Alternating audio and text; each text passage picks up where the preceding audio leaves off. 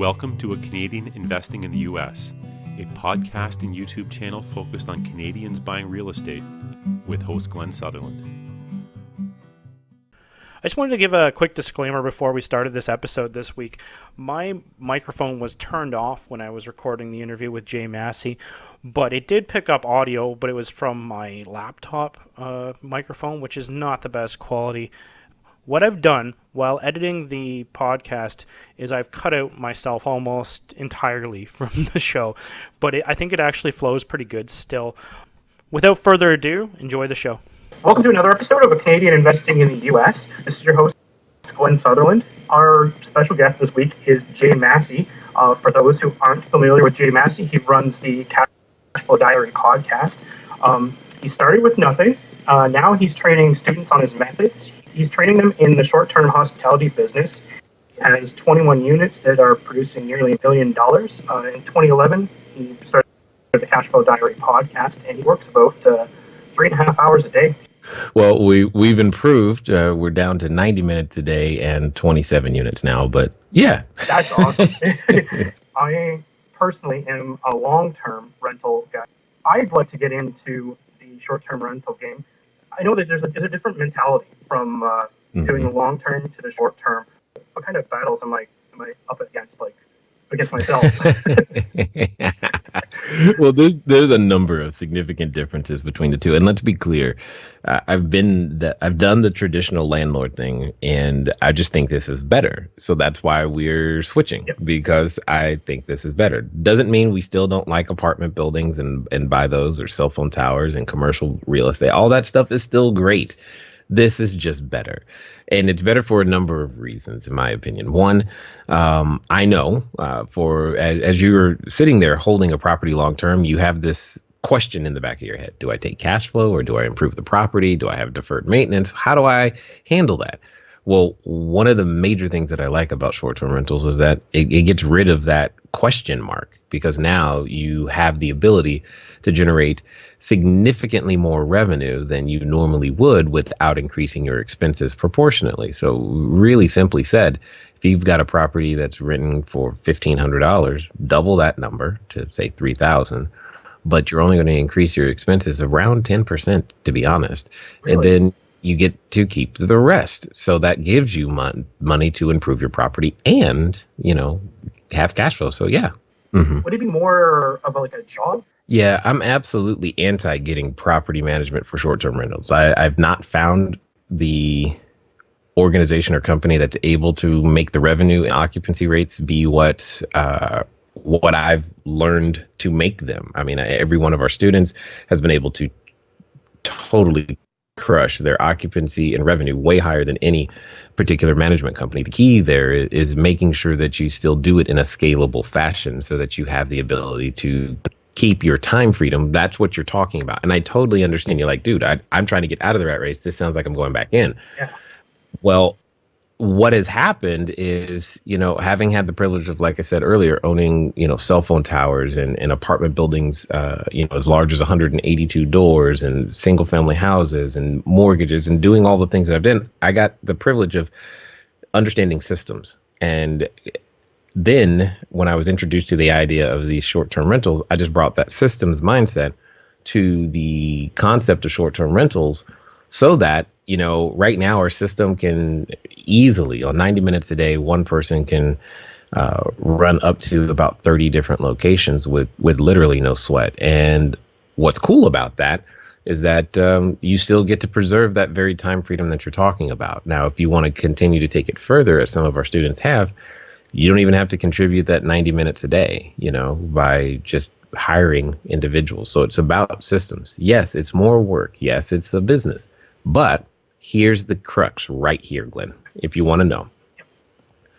When you're out there trying to build a real estate portfolio, like you said, you want to get out of the rat race. Here's what I know that's true. It takes cash to have the down payment, period. Yep. That cash has to come from somewhere. Either you raise it, which has its own set of strings, or you earn it and own it, which has its different set of strings. Namely, it takes a bit of time to do that.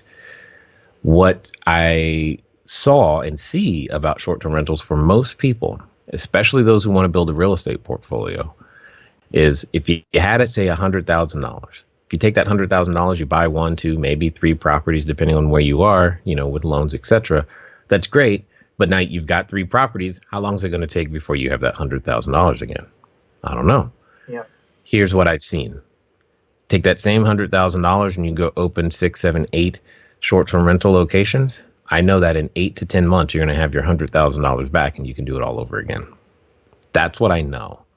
And when I saw that, this becomes the down payment generation machine that you need to build the portfolio faster. I prefer to use apartment buildings, but our students, and you can use condos, you can even use vacant land. We can get into that a whole nother day.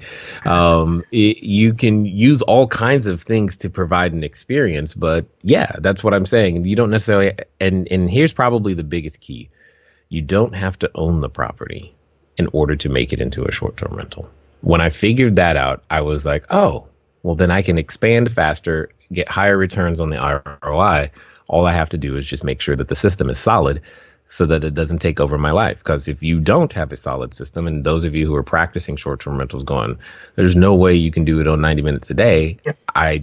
I'm just going to tell you, your system's not solid. That's just what it is. You're doing something that prevents you from having a solid system, and therefore you're having to contribute way more time than you should. If you already own them, then great. Those who have a property already, you're going to be so excited and you're going to wonder, like, why didn't I do this sooner? Because when you already own the property, when I do the math, and it works up to about a $10 million property, you can end up paying off the property significantly faster, usually less than 7, sometimes as quick as 5, if not 4 years, if you choose not to take the cash flow out, which is what's crazy and awesome about it. Yeah. So if you want to, you can own the property, which is great, but it's not mandatory. Well, you skip them for now. Yeah. Now, because on the flip side of this is you will have a tax problem because it earned the free cash flow that exists obviously is taxable income, and you will have a tax problem now. So you have to combine it with a complete strategy to own real estate or have something that's going to be offsetting for the taxable income. Otherwise, it's not going to be a lot of fun. At the end of the day, though, what's unique is that most people who want to build a real estate portfolio don't get the privilege of doing something that's so similar as building and owning the real estate portfolio in the process. What I mean by that is usually you have to be a high-level engineer or a doctor or some other completely different profession during the day and be this landlord by night. Whereas what I'm saying is now you can be the landlord by day and night and still continue to build your portfolio in the process without, having to develop something completely separate. Yeah, now there's bigger fluctuations in places like when you say Canada, I think cold, just so you know. That's all I think about. And my neighbors to the north, God bless you for your weather. Awesome. Anyway, what it comes down to is the amount of cost for your energy and utilities is something that you have to learn to manage. And again, we have cost recovery programs that we use to help recover that. And those cost recovery programs actually work worldwide. And this is one of the few strategies where we actually already have students in Canada practicing what we're talking about. We already have students in Australia. We have them in Ireland, Russia, and the good Korea. Which one is that? Yeah, that one. So what is that exactly? What is recovery? What? Like how do you? So basically, what you have to do is you have to find a way to be able to get rebates back from the utility companies, and that's basically what it comes down to. Is that we've leveraged other people's systems to allow us to get paid when we just pay the electric bill. And yeah, the electric bill may be a little bit higher, but being able to recapture some of that also helps. Plus, when you combine this with today's smart home and smart technology devices, chief among them your lights and your thermostats, we have the ability to automate and control on entry and exit, the lights turning on and off and all of these other things help to keep these expenses at a controllable lower level. So I hear where you're coming from. You like the predictability. I do too. Remember, we're talking hundreds of units, dude. I got it. I'm with you. Yep. And I wanted to bring that same level of predictability to the short-term rental game. The only thing that is the unpredictable nature is the from an expense side is the utility cost. Everything else is either a fixed expense or a variable expense that's really, really clear to know. My biggest fear I always hear from everyone is the cleaning companies. Well, there's two schools of thought, exactly like you said, the getting the big company versus, not. And the real answer is it depends on where your company, what size organization you're actually going to ultimately end up with. For example, if you are planning to do, 10, 20, 30, 50, 100 units, this is the world we play in, and that's what we specialize in helping people make. We recommend that you get a big company because it becomes something that it's just this whole nother mechanism and arm you do not want to have to try to manage on a daily basis. I promise you'll want to quit not too soon after. Now, there's also another school of thought where you want to do it yourself and hire and train individual people, because when you do that, you can be more boutique and you can do other special things. And then you can then help that person grow. There's reasons to do both of them, but it primarily comes down to who the entrepreneur is herself, right? If she wants to build a very boutique hospitality world, then yeah, go individual. And there's nothing wrong with that, girlfriend. Go crush it, do it. However, if you want to have more of a corporate feel, which is kind of where I play, then the bigger company is easily going to be the advantage to you. Now, you could also then go to the ultra high end, and then you're going to go back to the individual cleaners as well. So it really comes down to what type of organization do you want to be? What's your brand? That's going to determine the structure. There's no wrong way to structure that. Now, there are tons of people who don't know how to clean. There's a tons of people who aren't reliable.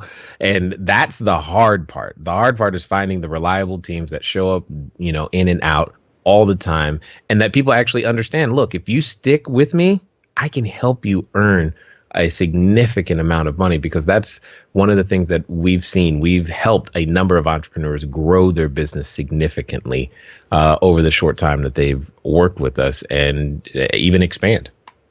So I prefer what I call the urban play. That's like my thing. And so I like the urban play. We primarily go after the business owners and in terms of when they travel, because the easiest person to serve is the person you are most like.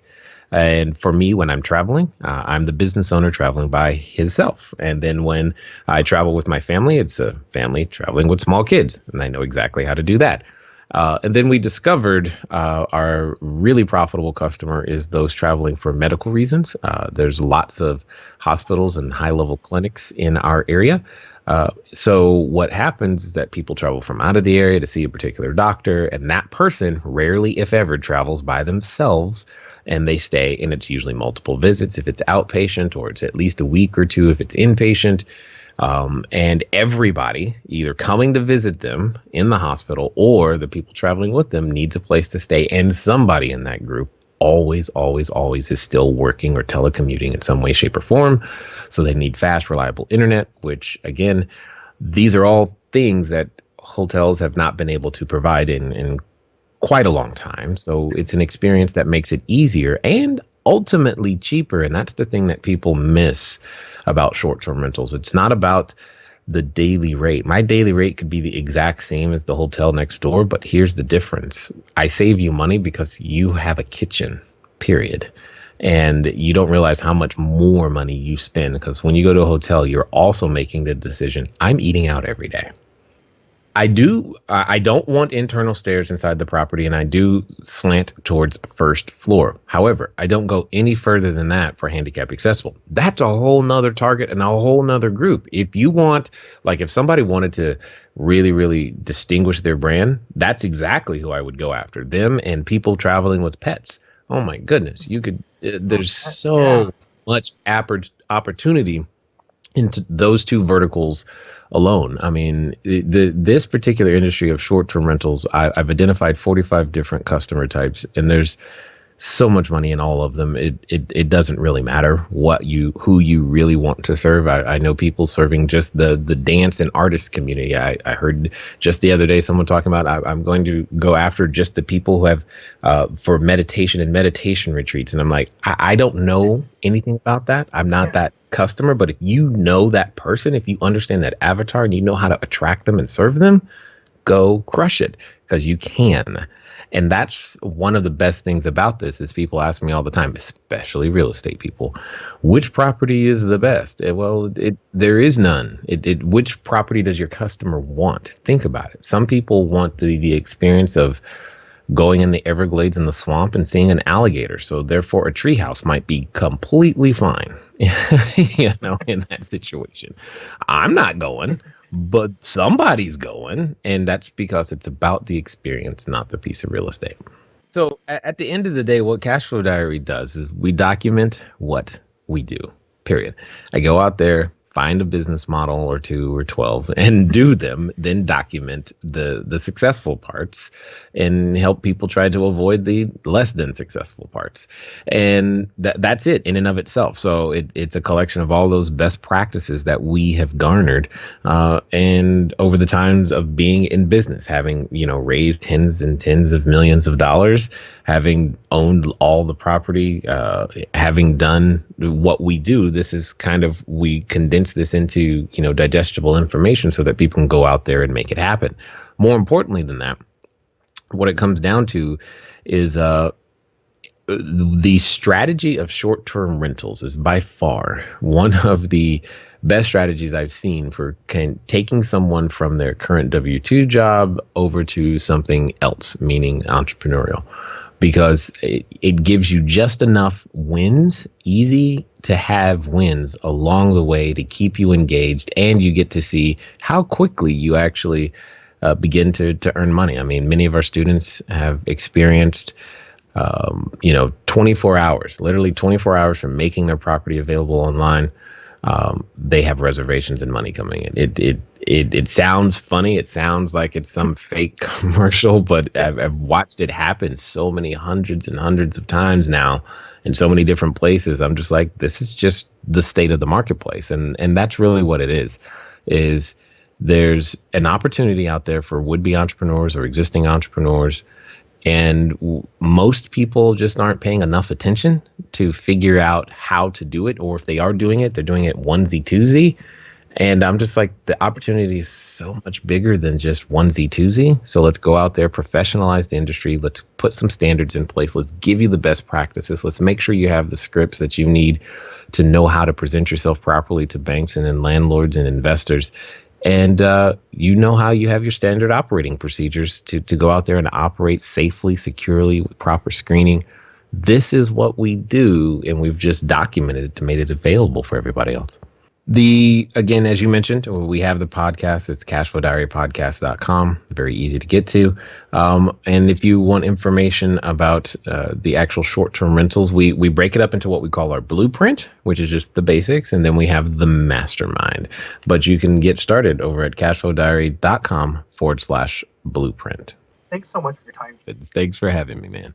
Thank you for tuning into another episode of A Canadian Investing in the U.S. Next week's episode is with Julie Orth from Rocket City Property Management, but I didn't want to do a regular sort of episode where we're, a regular property management one where we're just talking about property management.